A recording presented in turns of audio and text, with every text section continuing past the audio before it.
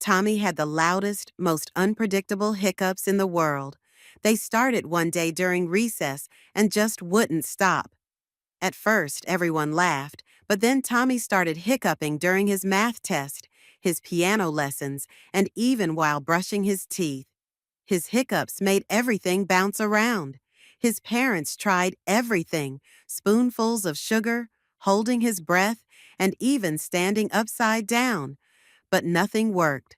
One day, while hiccuping in class, Tommy's hiccup was so big that it scared the school principal, and that gave Tommy such a big laugh that his hiccups disappeared instantly.